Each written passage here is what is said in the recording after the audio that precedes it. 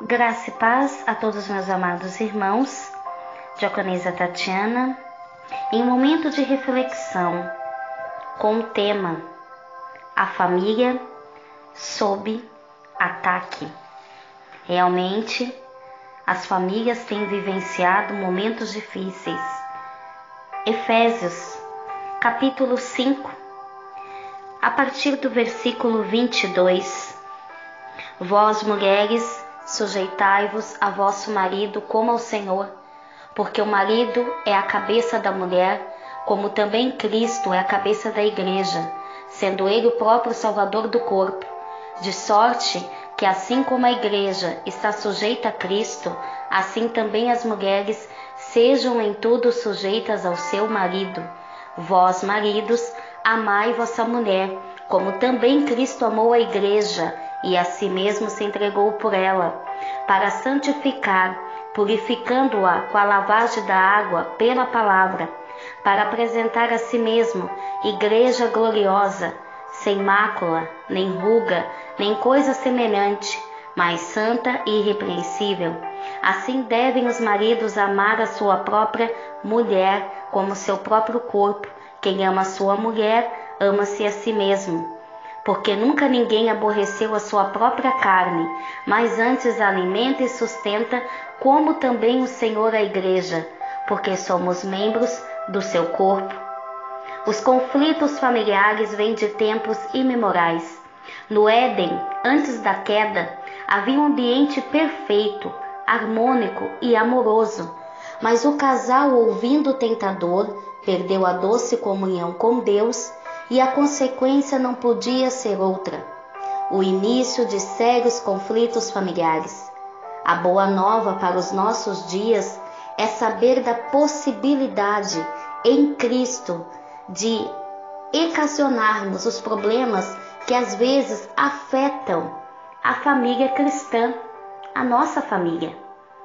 Desentendimentos entre os cônjuges, temperamentos diferentes, dentre outros vários motivos existentes para justificar os desentendimentos entre os cônjuges. O que mais se destaca é o temperamento. Segundo os psicólogos, temperamento é a combinação de características inatas que herdamos dos nossos pais, que de forma inconsciente afetam o nosso comportamento. De acordo com o conceito popular, podemos dizer que o temperamento é a maneira própria pela qual reagimos aos diversos estímulos e situações que se apresentam cotidianamente. Mas pelo amor, podemos e devemos vencer todas as nossas diferenças, a fim de que tenhamos um casamento feliz. 1 Pedro, capítulo 4, versículo 8. Mas sobretudo tende ardente amor, porque o amor cobrirá multidão de pecados. Fatores que trazem conflitos. Diversos são os fatores que desencadeiam conflitos no lar, na família. Eis algum deles: falta de confiança.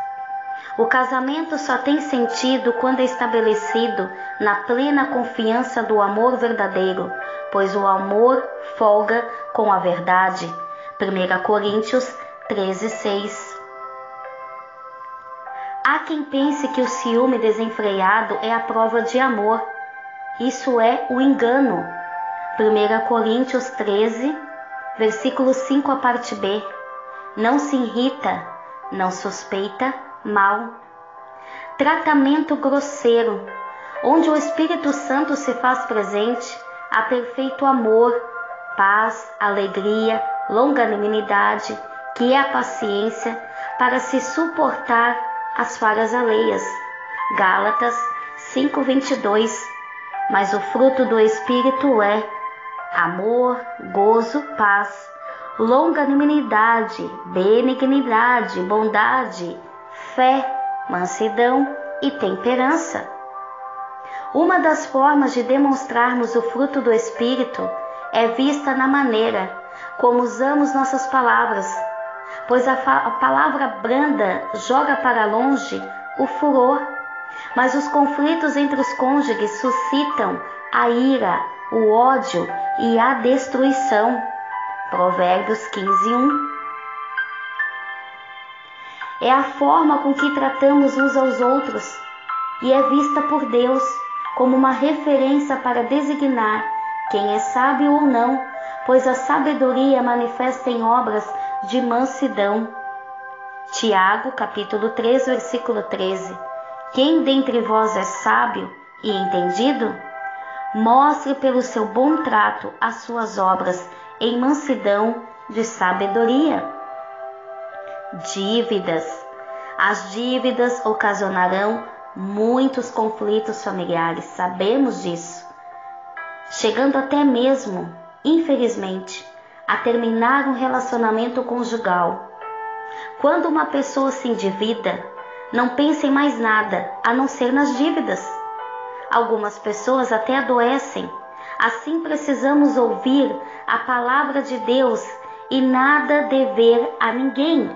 Romanos capítulo 13, versículo 8. A ninguém devais coisa alguma, a não ser o amor com que vos ameis uns aos outros. Porque quem ama os outros cumpriu a lei.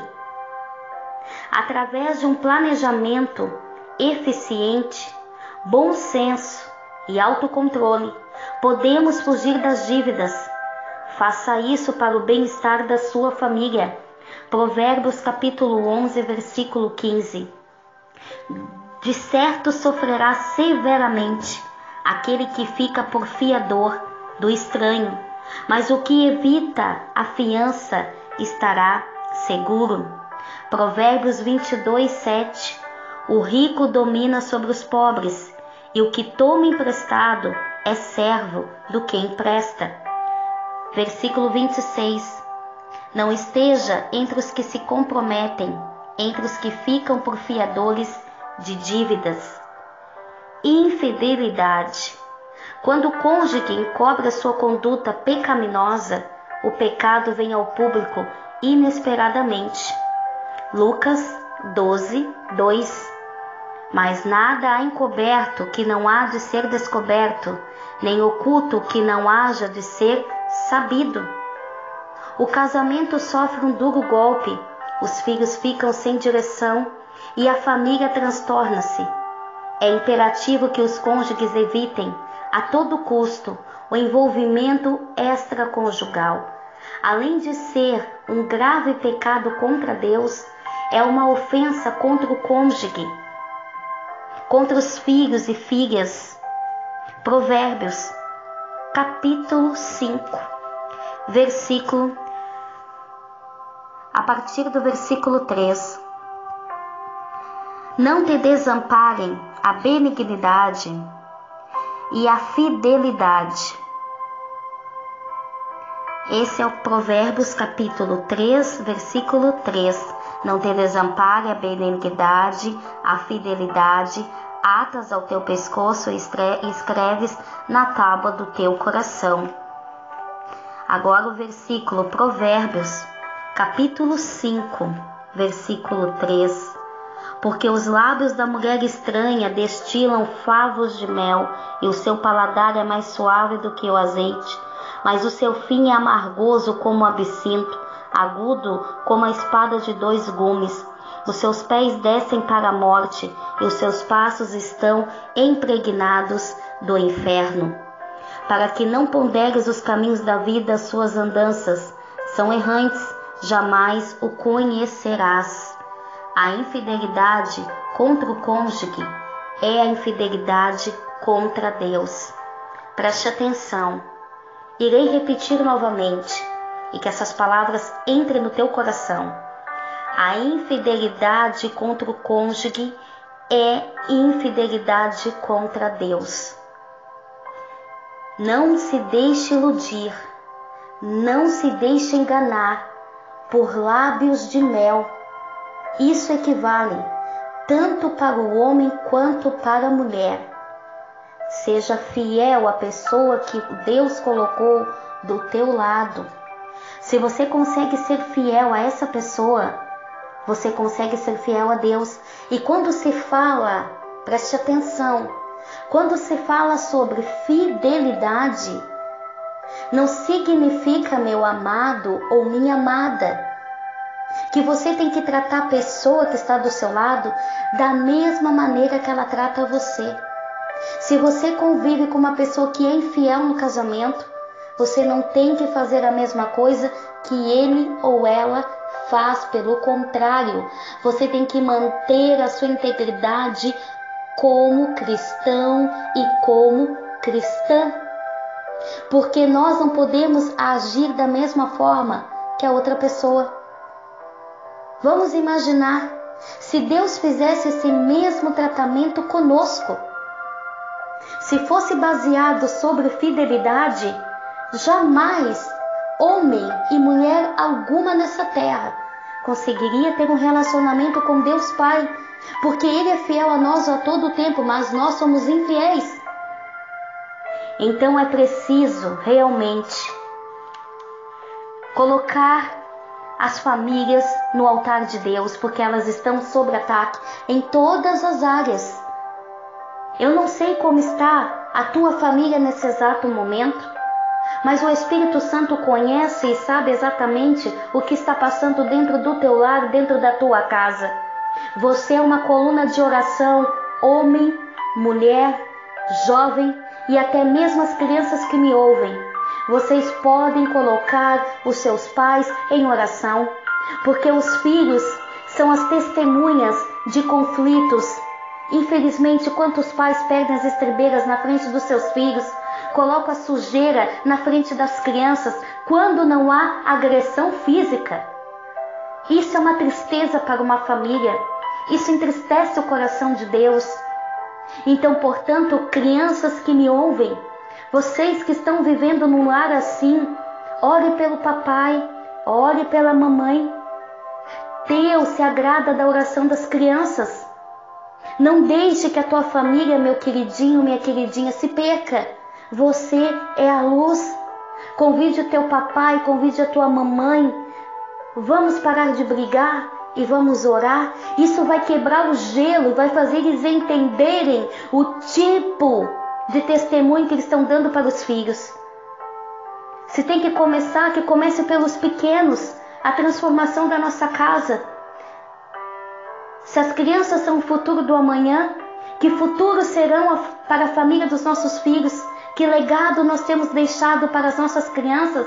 É momento de se despertar, é momento de abrir os olhos espirituais, porque tudo que nós semearmos, nós iremos plantar. Então que a nossa colheita seja boa, de bons frutos, e que a tua família seja ricamente abençoada pelo poder do nome de Jesus, e que todos os conflitos e ataques do maligno contra o teu lar, contra a tua estrutura familiar, caiam por terra em nome de Jesus.